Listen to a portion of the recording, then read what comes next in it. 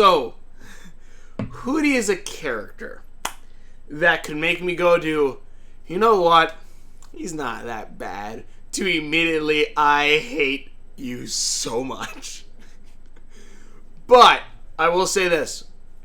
He does a better job of being the butt end hated character more, does it way better than Steven Universe or Adventure Time has done it. And that's actually really kind of I wouldn't say it's shock, because Owl House is written extremely well, but it is something that I'm like because I like a lot of shows, especially I would say probably the Owl House probably does take a little bit of inspiration from it too. Takes certain ideas kind of from like Adventure Time kind of thing. I feel like that's a reason why a lot of more modern day shows kind of have like the isekai kind of like, you know, go from another world kind of thing. You travel to like another strange, weird world that's like that is obviously its own logic. We're not saying that's not something that hasn't happened before, but also you have stuff like Steven Universe, and it's something like that. Like, I feel like Adventure Time obviously helped pave the way for a lot of this. And one thing that is an echo off of Adventure Time is the hated character. At least that's how I see it. It's LSP in Adventure Time. Ponyhead in Star vs. the Forces of Evil. Ronaldo, fuck Ronaldo, in Steven Universe, that like they're annoying ass characters whose whole entire point is being annoying and you being stuck with his annoying ass character, for I guess comedy reasons, I guess. But in the end, like, to me at least, they just really come off as way too damn annoying.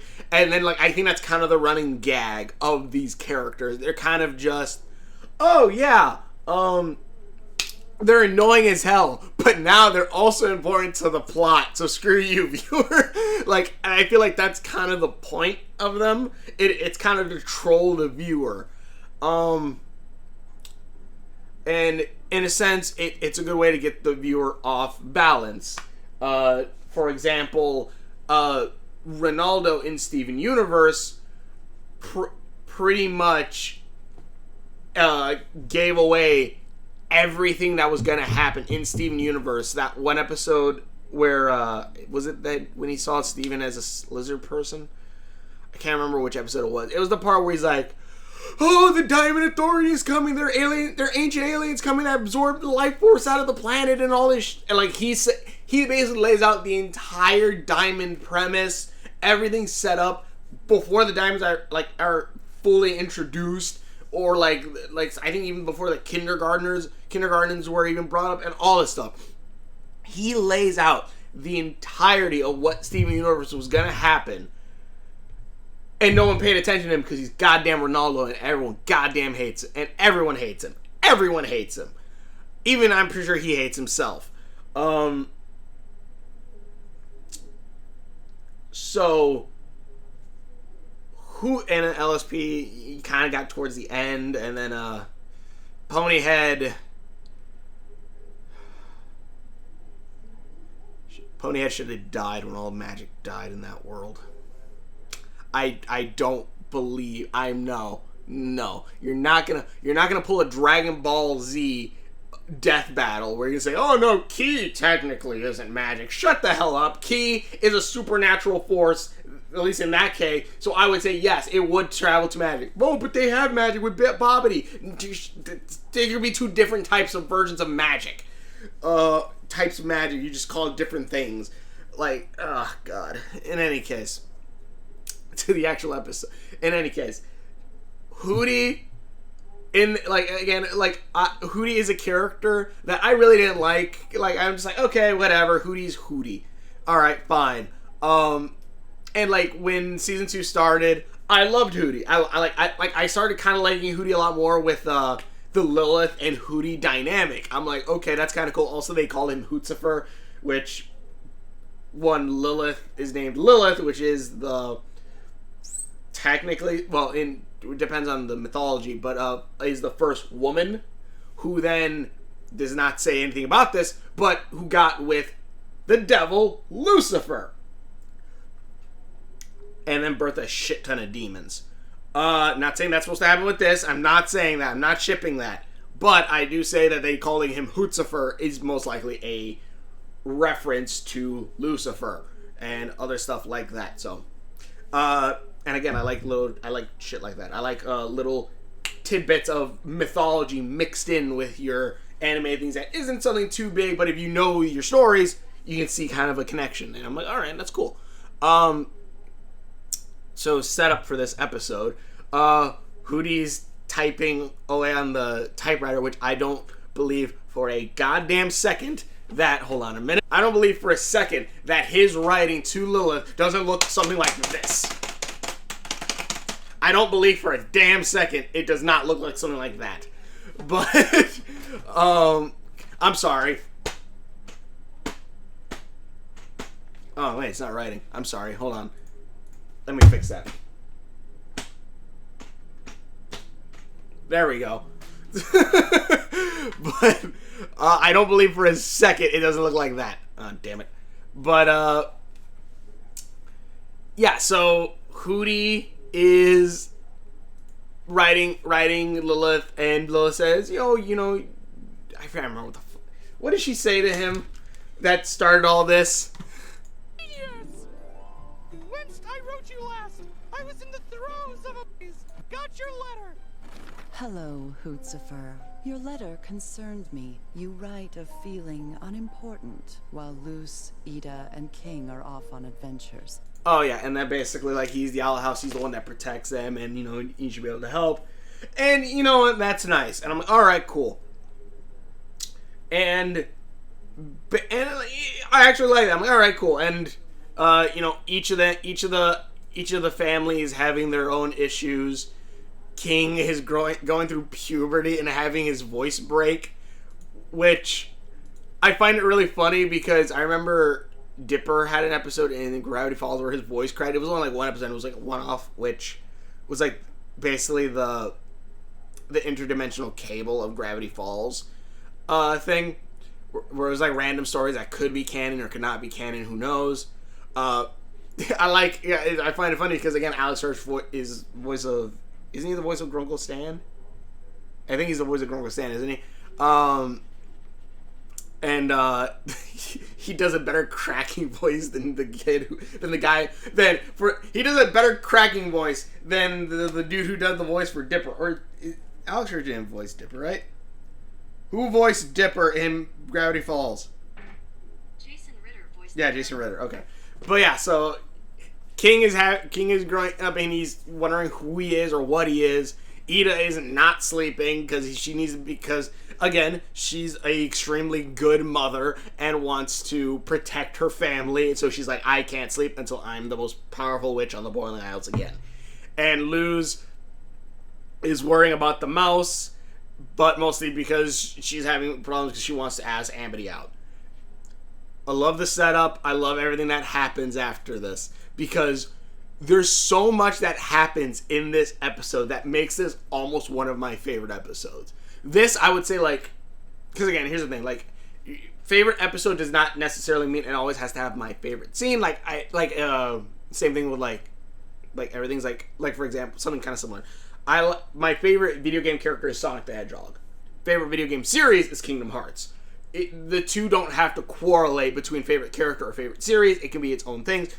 Ida, when she basically says that she buys Luz griffin eggs for Luz sacrifices not getting out, that is one of my favorite scenes.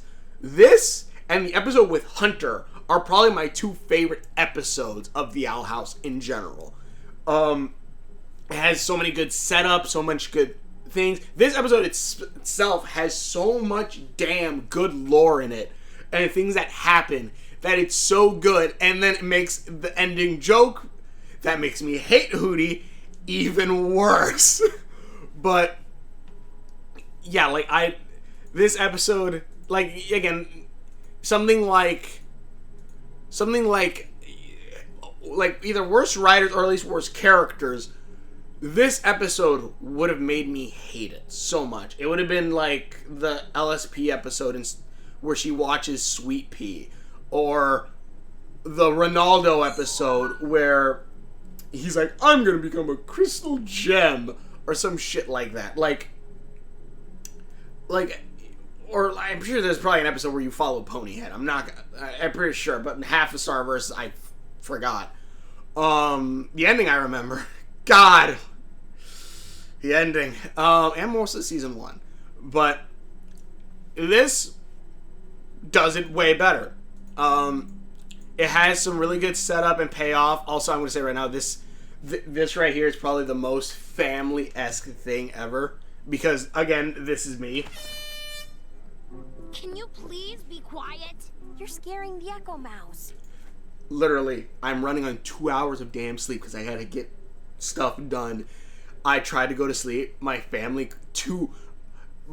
father calls me at one point and says, hey, can you help me move this? While my mother says, hey, we should go drive over here to this place to get your car running because it's something with my truck. And I'm just like, I was literally at that point where I'm like, can everyone please just shut the fuck up?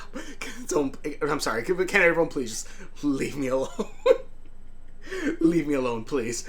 Like, I was at that point today. I was at this point today where I'm just like, can everyone please just be quiet? Be quiet. You're scaring the Echo Mouse. And if he's not happy, I'll never make my way into Amity's heart. Which I love that she uses the line that Amity I said. mean, make a portal back home. We have to go. You were right, Lulu. These three needed my help. So I devised the plan of... God, that face. Well, that's the thumbnail. But, this episode is so damn good for multiple reasons. Again, lore-wise, it's really damn good because we get that there are 3 different types of demons, which do stack up with what we've seen. There's insects. There's insect demons, which they can use magic, but I guess aren't as proficient in it, I guess. There's insect demons. There's bipedal demons, which are like these guys who can use magic, but are classified as demons. There's beast demons, which I don't think they actually ever go into what they are. Like, also, I don't know, I guess Hootie is a insect demon? I think. He's a house demon, but out of the 3 categories, I'm guessing he's an insect demon. I don't know. He says he's a worm, so I don't know. But unless beast demons are basically like they have one magical power, because one thing that I love, and if anyone here who's watched my Ben 10 videos, you'll know that my favorite alien in Ben 10, my favorite alien is Benwolf. Benwolf is my favorite alien. He is my favorite alien that Ben has ever had. It sucks that and that's the one thing about Ben 10. Like when the live action movies came out, I'm like, I want to see Benwolf live action. I want to see Benwolf live action. I don't know. Maybe he was one of the lower tiered aliens, or the least loved ones. So he never got a live action one. I'm like, God damn it! But I love Benwolf, and that's why another reason why Alien Force pissed me the hell off. I'm sorry, I'm going off a tangent again. But the reason why Alien Force made me very mad was because, with Echo, they tried to almost X out Benwolf, and I'm like, why? Why would you do that? But it just so happens King, it's kind of like my favorite alien because he has an ability that I actually love. I love the sonic howl, and I love howl / energy beam attacks from the mouth, or dragon breath, Iroh when he uses fire bending out of his mouth, or Korra. Oh yeah, when Korra does, it's fucking badass. Beowulf when he does that energy beam. Naruto when he goes four-tailed and he channels all the chakra in his mouth and does the Bijou beam out of his mouth. Godzilla, of course, Godzilla.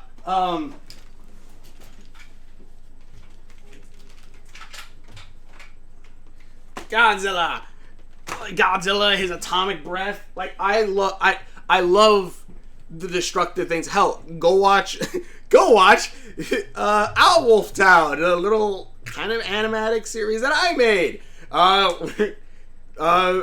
The Great Owl Wolf does the destructive howl flame, which is a large howl that he fires a giant blue beam of energy, of magic. So I love that stuff. And it just so happens King, which also this scene I actually really like too, because it's also like you could tell like just how hurt King is throughout going through all of this, and then it channeling up to this. Without any answers. No! I didn't want to make you mad! Well, I am mad at him for not being here.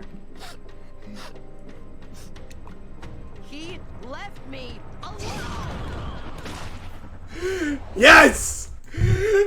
King has a sonic howl! God, I love it so much. Also, big nose. But King has a sonic howl! I'm sorry, Albert. Oh, shoot. Oh, damn it. But King has a sonic howl. Hell yeah. I love it. I love it. I love it. I love it. Hell yeah. Like, that's... Oh, my God. I love it so much. And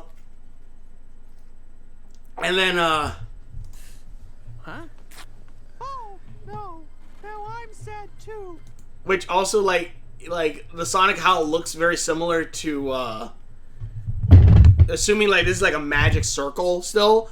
Like, he has, like, it seems to be probably a more pure... Also, another thing, they brought up how demons kind of came to be, that they come from the Titan, and Owl Wolf Town may have something a little bit similar to that, I'm not gonna lie.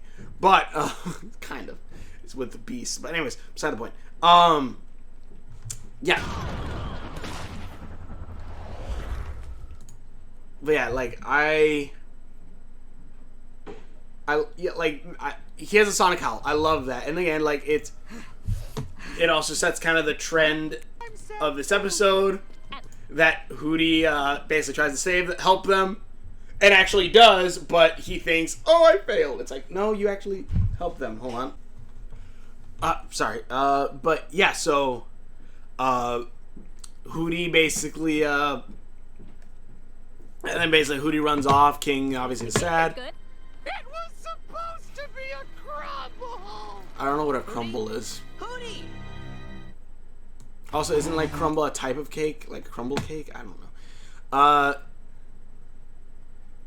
Were these okay? I was about to say, like, I don't know, like, there were bits of this episode where I'm like, I feel like these are like way longer than, like, I feel like each of these was like its own mini episode in between, and I really enjoyed it. And also, I pretty much I pretty much said on my in my notes for the episode. Let's see, Luz and Ida are mother and daughter. Yeah, okay. Let's see here. King can use magic. Oh yeah, right under where King can use magic. I actually you can read that. King can use magic. Right underneath that, I put, why do I feel like Hootie roofie? Why there are roofies in Hootie's cookies?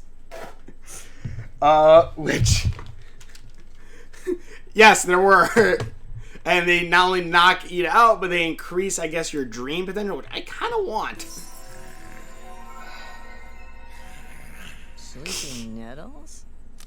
One bite will put you to sleep for hours! Sleeping nettles don't just put you to sleep. They heighten your dreams.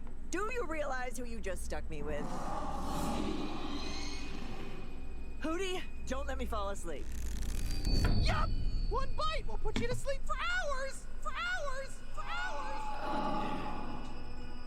You know, maybe this is an opportunity. The owl beast is why I ran away from home.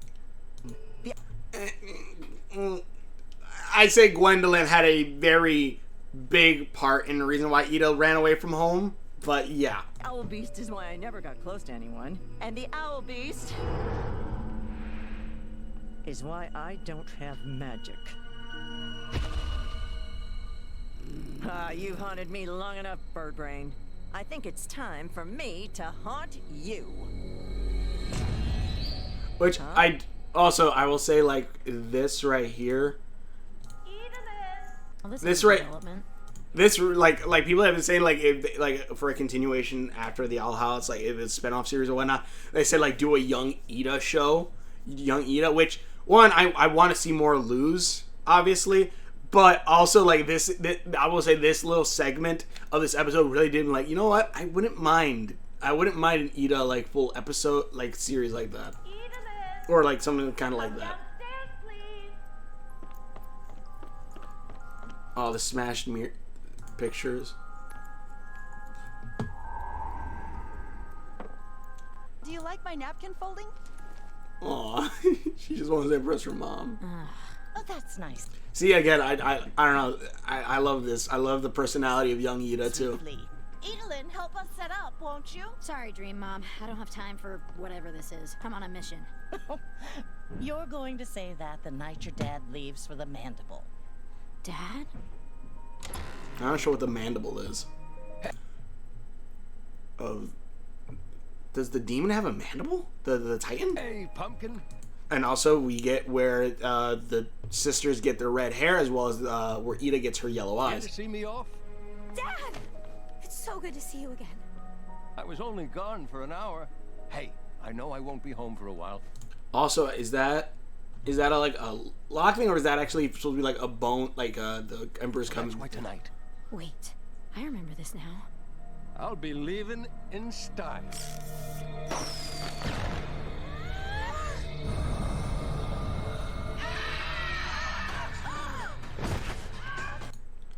Which also, like, I'm gonna say right now, I'm not gonna go through all of it, obviously. And also, you have Rain here, where again, like Ida says, like the Owl Beast is one of the reasons why. Also, I'm sure a ton of people are so happy to see Rain back. Ida, Whoa, what are you doing? Rain! Also, I like how you see the gray for me. See? And you're telling me Ida isn't Luz's... Well, no one's saying that. Ida and Luz are definitely daughter and mother. Or mother and daughter. But, what was I going to say? Oh, this thing where, again, she tries to hide who she is. And stuff like that. And I like that. Like, I like how, like, you could... It's kind of like the whole mutants thing. Where it's like you could take that as an allegory for many things, and some people take it for being gay, some people take it for other stuff, and it works very well. And even though, yes, you have an openly gay characters in this show like Ida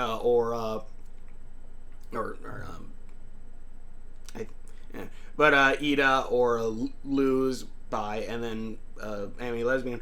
Even though you have like those openly things, they still have like, okay, just because we have these open characters doesn't mean we can't kind of play around with the idea of, again, hiding a piece of yourself and exiling yourself from everyone else because of that one difference inside of you. And again, it can go to many things and stuff like that. And I like how the show can do that. Are you okay? Is this the curse?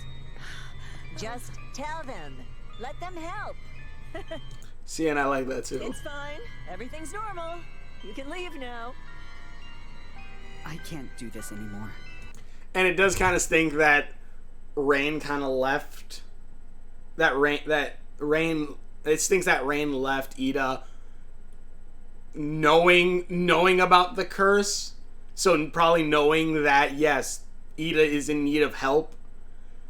And like, I don't know. To me, like, nothing against Rain. I guess, again, like after a certain point in time, you kind of, I don't know, I guess you're just like, I can't do it anymore. But also, like, you did leave Ida at a very critical point in time of her life. Stop pushing them away.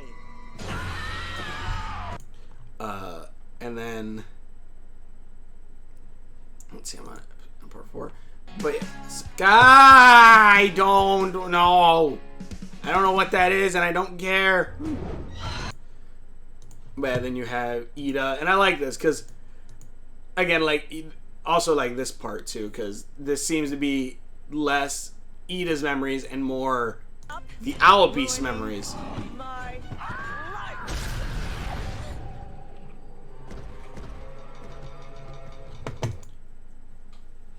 So this, I'm guessing, is, oh my god, now I think about it, that could be King's mom. But well, I said probably like King's probably related to the Titan itself, but that's probably why no one can figure out what King is, or why King can't figure out what he is. It's probably because he is the part of the, he is like whatever the base of the Titan is, like the base demon, I guess, or whatnot.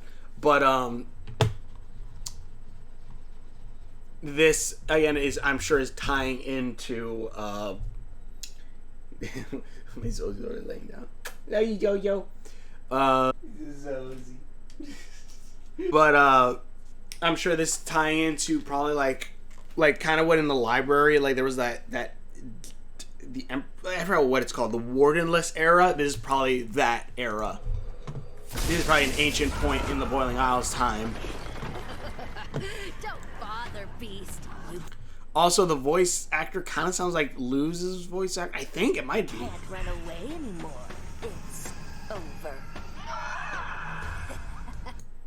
Probably one of the first witches, I imagine. Because everyone thought like this was probably Amity coming to save Luz in, I think, the next episode. I'm not sure what. I haven't seen the lineup of episodes, so I didn't know like what episode. I thought the next episode was the one where we see where it's kind of spoiled a little bit, but like basically we're gonna. It looks kind of like it's gonna be an Amity centered one, and it looks like Luz is gonna get sick. This is everyone thought this was part of that, and it's no.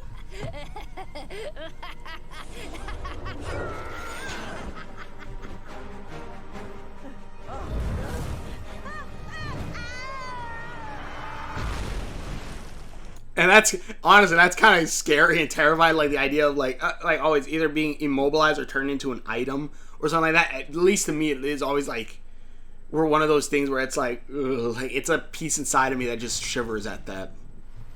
And like that, like the idea of like becoming completely just immobile object, probably conscious and something like that. And like, yeah, that's terrifying, at least to me. And then that's the guy who Ida bought the curse from.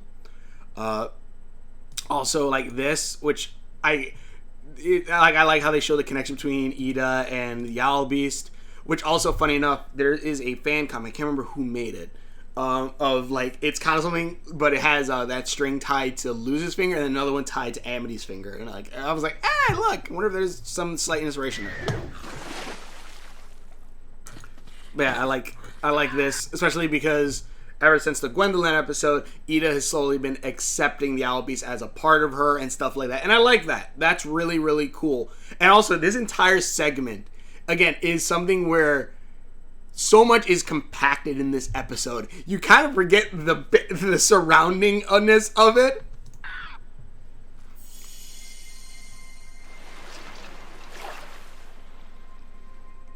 But I think they're the reason we can stand here face to face. Listen, I want the Mystery Shack to make an Owl Beast stuffed animal. Neither of us want to be here, but we are, and there's no changing that. If we can't accept each other, this nightmare will never end. So what do you say? Truce? For now?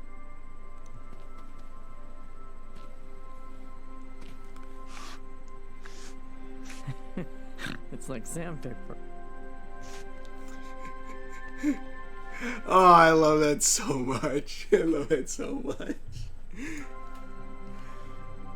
Also, that might be a horned owl instead of a barn owl because it looks like he has horns, or she. Wow, I've never had a dream this pretty.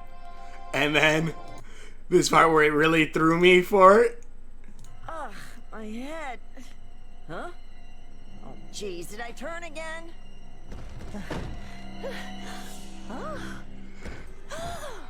Harpy Ida! Yes! I love transformations. I love super forms. I love all that stuff. Yeah, technically it's probably not really a super form and more of just a transformation form. Still, I love this so so much. I saw this, I'm like, hell yeah, I love angel wings. I love the giant wings in the bag, even if it makes no damn sense how they work. I love angel wings. I love, like, even like the gargoyle-esque feet. Actually, you know what? I wonder if this is slightly also a reference to gargoyles. Because she does kind of resemble Demona, and kind of like with that thing, but obviously less half human, half bat for a gargoyle, and more half lady, half owl. Whoa. I made it worse! I made it worse! Hootie, wait, it's okay. Also, I like how she has the Dragon Ball Z fusion voice. Oh, girl, this is a hot look. I love that look, and honestly, I'm sure I'm gonna see a shit ton of art of it on Twitter. Icebreakers. Snow. I don't give a shit about your damn icebreaker. And then obviously, then we have the big thing of, wait, there is a totally part missing between these two. Oh, this one. But yeah, basically then Hootie's like, yeah, I know how to fix this, which also it confuses me when exactly this is supposed to take place. I guess he probably did everything else and then went to go get Amity, because also I will say this, like this note that he leaves Luz. As we stumble through life, gloom knows no bounds. You'll only find love when you're in the ground. So you only know love when you're dead. Find love when you're in the ground? P.S. I mean the basement. Hootie, I don't have time for this. Also, we have a basement? I remember, I think Donna once said for season 1 too that like the bottom of the owl house, at least the basement, leads to a labyrinth. I believe she said that at one point. I'm not entirely. There's probably some references here somewhere. This looks familiar. Amity? She sees a stick. She sees hair with a stick and immediately thinks, Amity? Oh yeah, that's silly. Why would Amity be in our...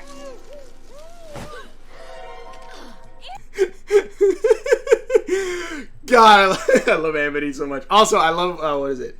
Luz calls her a cotton-haired... Let's see, is it right here? Actually, you don't want to tell me how to ask out a cotton candy-haired goddess? I love that so much.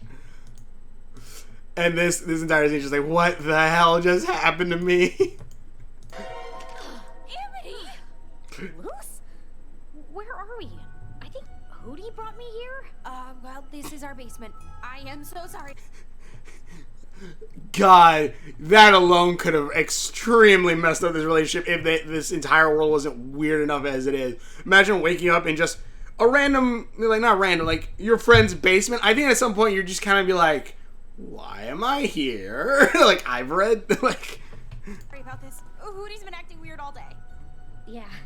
House demons get like that after a couple thousand years. It's fine. Listen. About what happened at my place, I kinda... If we could just forget about the whole... No. Maybe Hey, all I care about is getting you out of our dirty, weird basement. The adorableness, the adorableness, the adorableness, the adorableness.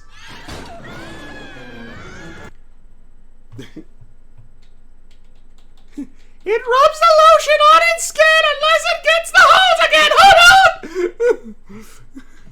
Cute. It rubs the lotion. Oh God.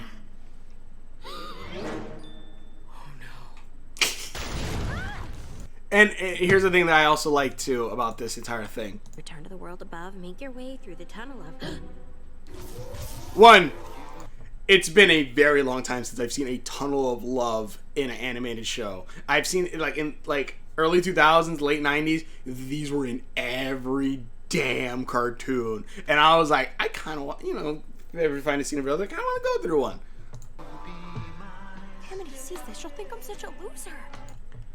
And here's another thing that I really like about this too, because this, again, the right I'm already talking too long, and then probably longer than the episode. I'm sorry, but this right here, I extremely love because it's built up throughout the entire thing. And I'm not talking about Amity liking Luz or Luz liking Amity. I'm talking about Luz being weird. Like, it is, like, obviously first episode and from there on, this is set up so damn well. Because, yeah, Luz knows. Because here's the thing. Unlike Anne or, even then technically probably Anne would probably fit this description a little more, but unlike Anne or other isekai characters who want to go home, other than Luz's mom, which again, not the best mother, but again, I'm sure she's gonna get a redemption episode soon enough. There's no reason for Luz to go home. There is zero reason for Luz to go home. Honestly, there was zero reason for Dipper to go back to California. Anyways, that's a entirely different thing and a reason why I don't like Mabel. But made him just give up his dreams. Anyways, it is set up again that Luz being herself is basically what drove people away from her. And, you know, the one time she wants, and the one time that she finds someone that she wants to like and wants to, you know, be with her and stuff like that, obviously she's timid, she's scared, she doesn't know, she's like, I can't be myself because the last time I did that, people hated me, ostracized her, and all this stuff. Again, like, so this right here, again, I understand her entire motivation for this. What is this? And then Amity, I love Amity so much, and it's so sad, like, seeing, like, what basically would have been her perfect date kind of get ruined because Luz is scared to be herself, and because she's scared of losing Amity, and, like, no one is bad in this. Like, there's some bits where, like, I'm trying to think Danny Phantom. Like, Danny Phantom's the only one that's coming to mind right now, but it's, like, I'm pretty sure there's an episode where, like, he tries to impress a girl, and, like, he's like, look, I gotta be cool, I gotta do this, and, like, whatever, and it's always backfires, and it's always the girl that he's not gonna get with, or we know he's not gonna get with, and all this shit. And then, like, there's the girl who does accept him, all this stuff. Luz obviously has trust issues on people accepting her who she is. And, like, this, again, it's set up so much better than just the classic, oh yeah, I'm the nerd, I'm, like, the main character who's kind of a nerd, and, like, they're gonna, this popular girl who's kind of treats me like who's basically who's a dick, and does not like me at all, but I'm trying to impress her because pretty, and, like, stuff like that. It's like, it's nothing like that. It's like, no, Luz does care for Amity. Amity does care for Luz, but Luz obviously doesn't trust kind of herself, or to be herself in this, and yeah. And then Amity also, you know, has her own issues. Man, that is such a place to cut off. Jesus. No.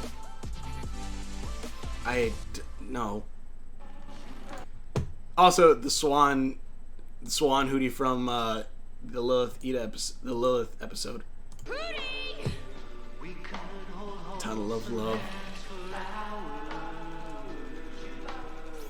God, it's so cheesy, but I love it. And again, like, something like this, like Amity, like this, like, you see, like, she's nervous or scared, like, she's like, I don't know what's happening, and that's actually what Luz said. That's another thing. And again, just that alone, it's so cute. And then, like, see, and then she's fixing her hair and stuff. Like, oh my god, it's so cute. It's so perfect. No, I'm gonna be made fun of again. And again, see, that's her inline insecurities, her inline things. And I know this shit because, again, coming from my own experience, I had, at one point I had a girlfriend, and I didn't think I was all that good of a person. Hell, I probably still don't think I am. And I said, like, you should just go someone else, because I'm not that good. And she was actually really kind and nice, and honestly, I kind of want to see her again. But, like, this, like something like this. Like again, I understand why Luz is like this, and it's been built up through the entire series, and I love this. I love this a lot. Did you just say something? Amity, be mine. That was, an invasive species. See, and like, also, Five Nights at Freddy's. I'm so sorry, Amity. This is not supposed to happen. See, and like, again, and you feel that sink, that heartbreak, and it's like, oh, I'm so sad. Yeah, see right here, Chica and Freddy. See, and like, that's, see, and it's misunderstanding, and it's because of the dick assholes who who are mean to Luz and made her insecure and all this shit. Like, oh god, I love this show so damn much. I love Luz. I love Amity. See, and like, This was a nightmare. Yeah, it kind of was. oh, I'll get out of your hair. Hey, Amity, wait. This wasn't me. This is all Hootie's stupid idea. see, and like, that's again, like, because again, like, it's not like I'm not gonna blame Luz for this, because again, her entire life she's been treated like an outsider because of acting who she is. I'm not gonna like say like, oh yeah, this is Luz's fault, and I'm not gonna blame Amity on this either for like the misunderstanding, because obviously she doesn't know the full context of all this, and also, you know, all the shit that her family goes through and all the shit that she's gone through and stuff like that. Like, there is no one wrong in this scenario. There really isn't. Like, there really is no one wrong, and I'm mad at Hootie for doing this because it one, it worked, and two, like, he basically sets it up. Like, I don't know. It's, I love this episode, and I love this, and I understand all this. The show has been building up to this. It's such good damn writing. I love this episode so damn much. Yeah, But this was stupid. I mean, us dating? That's stupid, right? aww. I did it again! And again, like, Hootie just trying to break out is, and then he actually does break out. I love this. Ida seeing one of her babies about to die, and just goes, I need to go save him. Hell yeah. Ida? Don't worry. I think it's a good thing. But where's Luz? What's going on? I don't know, but things. But yeah, and obviously then, towards the very end, Do that? I think I... oh damn, did I skip the Sonic Howl? There's space for I don't care about your loop shit. Where is it? About right here? Yeah. Or it's about to fall on him. Good thing. But where's Luz? What's going on? I don't know, but things always get weird when Hootie's upset. Luz, run!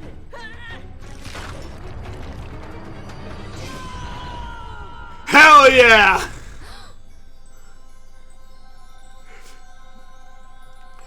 God, I love this so much. Did you do that? I think I did?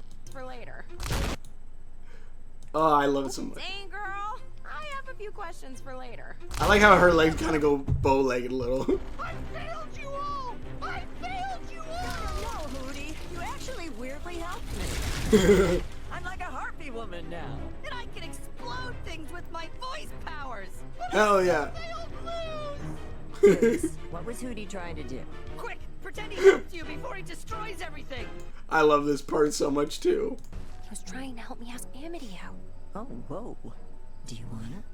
I love that much. I love Ida so much. I love Ida so much. Then do it. I love it. I love her so much. I love this. I love them so much. I love them so much. Like this? Yeah, I hear ya. I might be able to help. It won't be perfect, but... Huh? Does it really need to be? Good luck, kid! Amity? Are you okay? I love this part so damn much. Wanting to ask you something for a while, but I wanted to do it in the best way, and in the tunnel of love, I thought Amity's too cool for this. I'm not as cool as you think. Oh, it's so cute. Everything is so crazy right now, and I have no idea what my future holds, but it would be so cool if you were in it. So,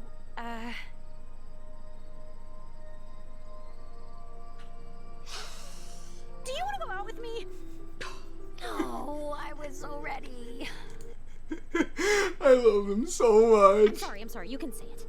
I love this so much. And also, I'm going to love to see how the Disney censors try to fuck this up. Okay. Amity Blight, do you want to go out with me?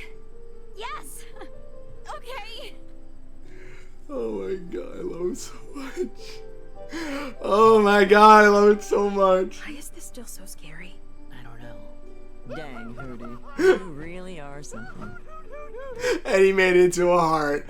And it's so damn adorable. But he's learning more and more about himself every day. Ida can become. I love how Ida's like, maybe not break that. Harpy Ida now. She still drinks her elixir, but she's accepting the owl beast as part of her. And so eventually, I'm sure she won't need the elixir anymore. It's progress! And Luce's new GF showed her tips and tricks to... And it's just straight confirmed that, yeah, they are together, they are dating, Amity is Luce's girlfriend, and I love it. Tricks to get more information from the... And it's in the middle of the series. It's, again, I love Korra, I love She-Ra, but it's like at the very, and even Korra, like that one was like, I saw it and I'm like, that's really, like when I originally saw that. And like, I was expecting way more, but you know what, like, they eventually get to it, and even the comics expand on it way more, so I'm like, okay, cool. She-Ra, it was way at the end, there was a kiss at least, and it was really cool, but again, it's at the end. It's kind of, go watch the Unique Namesaurus, I believe that's, yeah, the YouTube channel, Unique Namesaurus. He talks about killing off a character at the very end of a book series, or end of a show series, or whatnot, and says it's one of the dumbest things you can do, because all of the drama of coping with a character's death, or coping with a character's death, and the story potential behind it, dealing with grief and all that stuff, is pretty much wasted.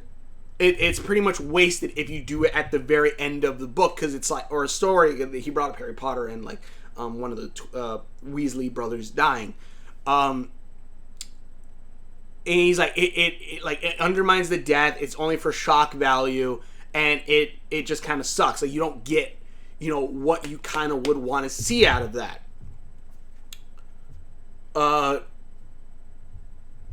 But, and I say the same thing probably, and the same thing goes for love interest, stuff like that. If it just happens at the end of the book, or end of the story, what's the point? Like, all this build up, and it's just like, oh yeah, happily ever after, but it's like, no, like, they have to be together. Like, what hardships do they face? Like, how do they act together? Stuff like that. And, a lot of bad times it's done like, oh yeah, next thing, oh yeah, they broke up. Why?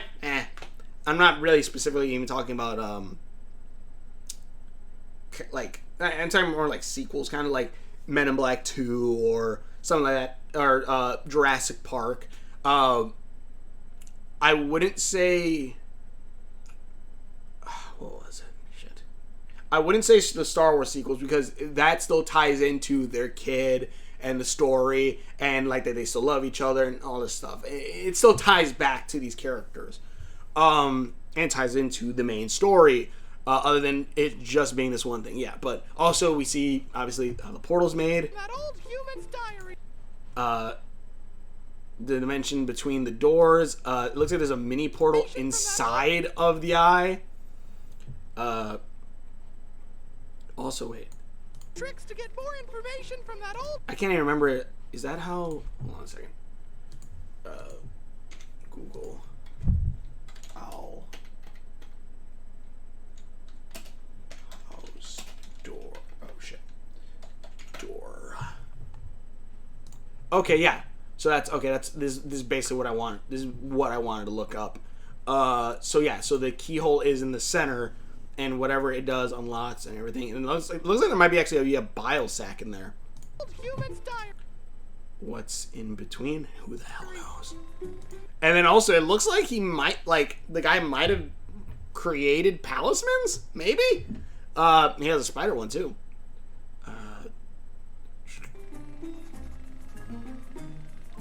I deserve all the happiness. I had to promise never to help. I don't know why his face is shiny. Whatever again, Shinier. But nevertheless, I'm a genius.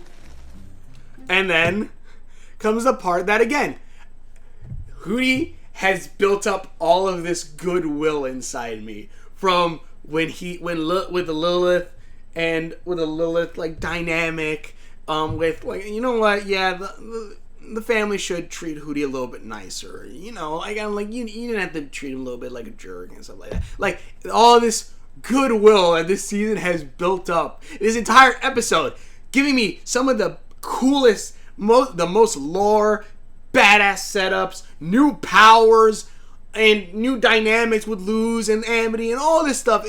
The beautifulness of the beauty of this episode, and it all goes down the drain in right about.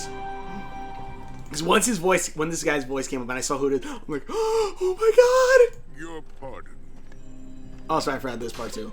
Everything's solved. No more mysteries. I beg your pardon. Also, that voice is familiar. I know it's from somewhere. When you see this finds its way to King Clotharn. I love that he calls him King Clotharn. I'm like, yeah. And oh my gosh, a bug!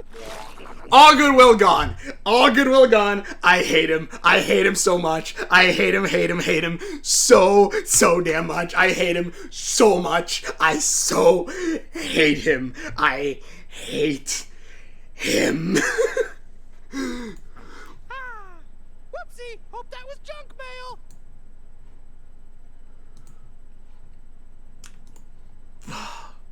Mind you, I don't hate him as much as Ronaldo. It's just the point where I'm like, yes, I hate you. I hate you so much. So much. I can hear the Phantom screaming, Hootie! At the end. Yes. Yes. Yes. It is not actually King's dad. It's just another of his species. Even so, is it James Earl Jones, actually? Who is the voice? I haven't seen any King species. Deputy Durlin from Gravity. Oh, okay. Yeah. Everyone talking about losing Amity. I'm still wondering about that letter. Oh, you're the FBI. Shouldn't you know? I respect for the FBI when they watch the Owl House. The fact would you hate it? Probably junk mail. I hate you. Oh, God. I failed you all. He sides the Lumity Phantom. The gay panics in this episode were more than their entire series. Luz and Amity are dating. It's official. King has a dad. I'm fanboying. Yeah. The whole episode felt like a fever dream. No way this is real. Yeah, that's why. Like, this entire episode. Also, how long have I been going for? Jesus Christ. Okay. Oh, God. But this entire episode is so good. I love it so much. I love this episode so much. In a span of 30 minutes, it gave us lore about demons. And like, here's the thing: you can do an Adventure Time style where it's slowly spread out throughout the entire series. You can give some lore in good, or you can give some good lore in good chunks. Like some people complain that like, oh yeah, they gave too much info at the end of like the Owl House season 1, like towards all that stuff like about witches and demons. And I'm like, honestly, it matched it. It fit. It was fine. I thought they gave more backstory of Abelos and certain things and witches, so I was okay with it. And even then, the first season of the series is basically setting up the world and giving us lore through those means. This just amplifies a little bit more of like specific things. It's narrowing it down to, whether it be the Owl Beast like being possibly just trapped in that scroll by that weird witch who's probably an ancient blight, to Ida accepting the Owl Beast and then gaining that form, giving us demon knowledge that they do come from the Titan. Again, something kind of similar happens in Owltown. And I planned it way beforehand, and somehow I keep knocking into the same kind of story. But and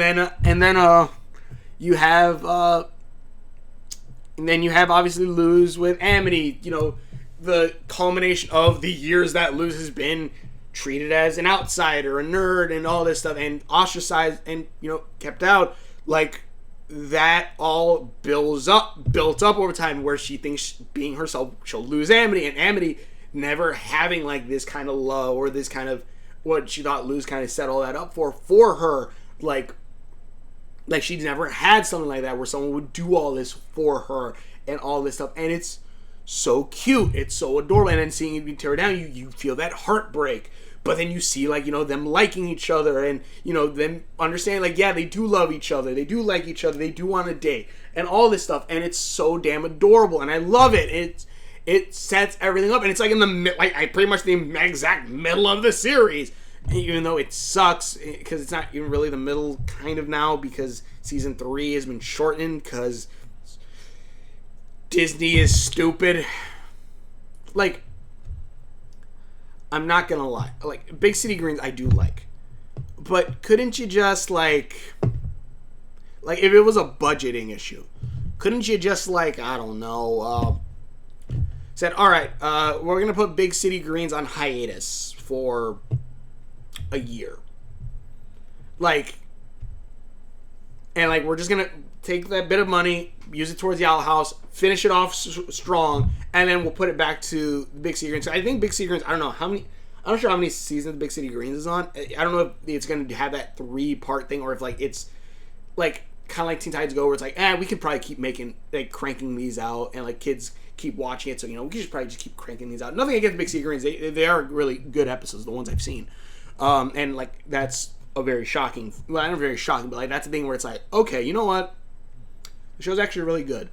The show is good. Like, if I can watch any random episode and be like, yeah, that's pretty good. Like, that's a good show. I'm not saying that. But, like, I'm just saying, like, suspend Big City Greens for a year. Put it on hiatus for a year. Like, it's a show that doesn't really need story, at least so far as I've seen, that doesn't have an overarching story. That doesn't have really very, very dynamic characters. Like, there is some going on, and I'm not saying there isn't. But that show feels way more episodic, and I feel like it would be fine if you gave it a year off. Or hell, let this season of Big City Greens pump out, and then use some extra money and put it towards season 3 of the Owl House. Like, give us half a season of season 3, and then the other half however longer later. Like, something, please. Like, you don't have to cut the season in half. Like, Disney, you have a shit ton of money. You have the money to finish season 3 off strong. Come on now. But yeah, this episode was good. I loved it. I want to see more, obviously, with them together. It's so cute. It's so badass. I love it so damn much. And then obviously King's relative. I'm gonna say relative because I'm not gonna say dad just yet because we don't know if it's his dad. But I do feel like King's origins are probably going to tie in with the Titan itself. Maybe that they are spawns of the Titan directly, so they're not really demons so much as they are like Titans. And over like thousands of years or so, like King might actually be the size of one of those Titans. And the reason why this guy isn't is because he's not even old. He isn't even old enough yet. I don't know, but this is cute. This is probably one of my favorite episodes because it plays off of everything the show has set up. It expands on the lore. It expands on the story. This episode is so damn good, and I've been talking about this episode for about an hour, and it's a 30-minute show. But yeah, this was a good show. This is a good show. This is a really damn good show. It is, honestly, I'll say, you know what? Probably is my favorite, I already said this a while ago. It is my favorite animated show. Like, last year Kipo was my number one, and then the Owl House was right below it. Owl House is number one right now. If Kipo was still running, it'd probably be right on it. But yeah, like, this is number one right now. Like, and again, I like Amphibia too. It's not bad, but Amphibia, I feel like the weakest parts of Amphibia sometimes are like the middle of it. But then the finale, like, it's because it's all building up to the finale, which is amazing. Like Amphibia is kind of like a firework where like you kind of hear the psst, and it's like, oh, that's kind of cool, but then it explodes in giant colors and shit, and you're like, oh my god. While I would say Owl House is more like I'm trying to think of a good way of saying it. Like, the Owl House is like a really good painting that you could look at, or I guess a good. I'm trying to think. I guess the fireworks show itself, like, I don't know. It's really both of them are really good shows, and they do really well. Amphibia has extremely good finales, by God. But I will say that I love the Owl House more, not just for the endings, but also for everything in between, and I love that. I love that a lot. But yeah, I guess it just feels more like a good meal, maybe. I don't know. I'm trying to think of a good analogy. I guess like an entire show, yeah. But yeah, tell me what you think in the comments below. Thanks for watching. If you want to see what it is I've done, links are on my Facebook and other Instagram videos. Hopefully we'll have a new setup soon. But thanks for watching my videos. Hopefully you enjoy this. Hopefully, you like this. Go check out Owl Wolf Town. The link should be coming up in here in a minute. Thanks for watching. Please share my videos. Hopefully enjoy this. Please check this out. Tell me if you have any more ideas for other videos. I will have some reaction videos coming, but this is probably my favorite episode, along with the I can't remember what it's called, Hunting Palismans. But thanks for watching my videos, and we will see you later.